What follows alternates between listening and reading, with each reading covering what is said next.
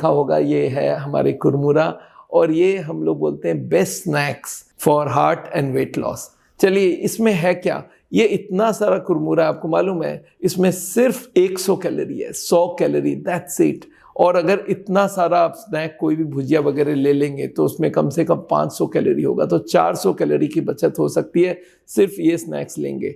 हाँ, अब ये आदमी बोलता है सर ये तो टेस्ट उतना नहीं होता है, तो इसके लिए मैं आपको बता दूं, इसको टेस्ट बढ़ाने के लिए बंगाल में एक बहुत कॉमन चीज़ है जिसको बोलते हैं झालमुड़ी। उसमें क्या करते हैं, इस तरह के बहुत सारा वेजिटेबल काट के, इसमें खीरा है, प्याज है, इसमें टमाटर है और मूली भी डाल सकते हैं। इस तरह की चीज़ जो कि 100 ग्राम में आपको दिखाया हूँ, इसमें सिर्फ 20 कैलोरी है। तो अगर इन दोनों को मिला लेते हैं तो आपके पास करीब करीब 30 ग्राम का मुरमुरा और 100 ग्राम का सलाद वगैरह। तो ये दोनों मिला लिया और इसमें थोड़े बहुत मसाले डाल दिए, एक आध नींबू का बूंद डाल दिया और इसको मिला के खाए, तो ये दिस विल बी अ